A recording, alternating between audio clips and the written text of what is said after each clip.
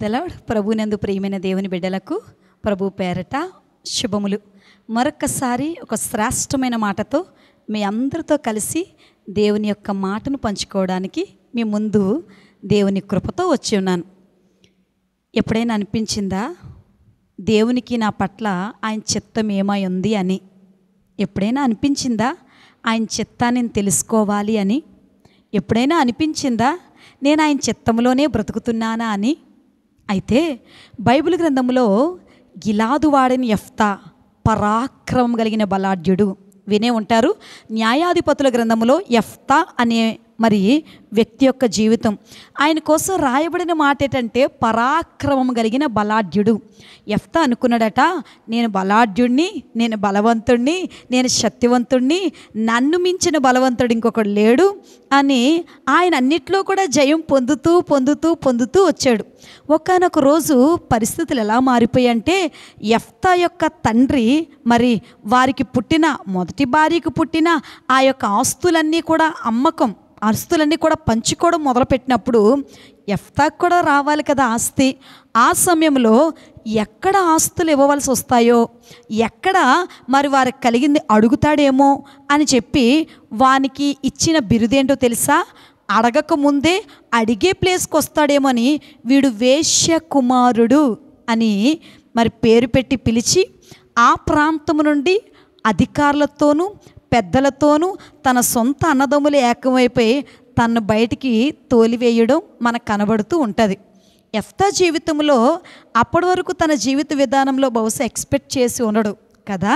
పరాక్రమం కలిగిన వాడుగా అన్నిట్లో యుద్ధములో జయం పొందుకొని వచ్చిన యెఫ్తానికి కూడా దేశము నుండి ఎవరికైతే మేలు చేశాడో ఆ పెద్దల నుండి తన సొంత అన్నదమ్ములే తోసివేసేస్తారని తన జీవితంలో ఎప్పుడూ అనుకొని ఉండకపోవచ్చు.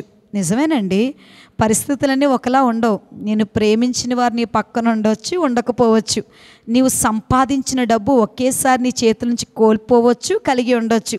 నీ వారే నిన్ను వెలివేయచ్చు, వేరొకరితో అనేక రకాలైన సంబంధాలు పెట్టుకోవచ్చు.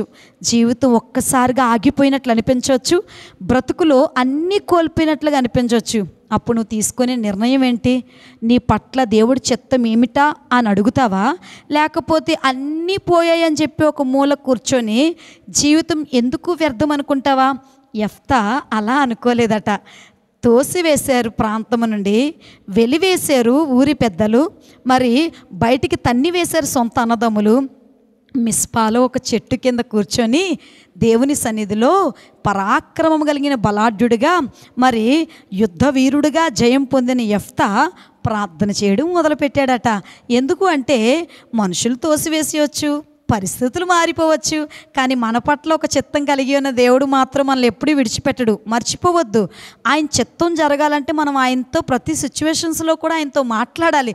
చాలామంది మాట్లాడరు, డిప్రెషన్కి వెళ్ళిపోతూ ఉంటారు. డిప్రెషన్కి వెళ్తే పరిస్థితి మారదండోయ్, దేవునితో మాట్లాడితే మారుతుంది. అద్భుతం ఏంటో చెప్పనా? అక్కడ పరాక్రమం కలిగిన బలాఢ్యుడిగా ఉండడమే కాదు, ఇక్కడ మిస్పాలో ప్రార్థన చేసినప్పుడు అల్లరి జనం కలిగిన వారందరూ, ఆ ప్రాంత ప్రజలందరూ కూడా ఒక్కసారిగా వచ్చి ఈ యొక్క యెఫ్తా పక్కకు వచ్చి, మాకు అధికారిగా నువ్వు ఉండవా? మా పక్షాన నిలబడవా? మాకు అధికారం లేడు, మాకు న్యాయాధిపతి లేడు, మమ్మల్ని నడిపించేవారు లేరు, ఉంటావా? ఒక దగ్గర స్థానాన్ని కోల్పోయినంత మాత్రాన దేవుడు విడిచిపెడతాడా? ఆయన కలుగజేసుకుంటే ఎక్కడైనా మనం న్యాయాధిపతులుగానే ఉంటాం, ఎక్కడైనా విలువైన వారుగానే ఉంటాం. అనుకున్నవి జరిగినా జరగకపోయినా కోల్పోతున్నా నీ దేవుడు నీ ప్లేస్ని ఎప్పుడు కూడా తీసివేయడు, ఘనుడిగా ఎంచుతాడు. అద్భుతం ఏంటో తెలుసా?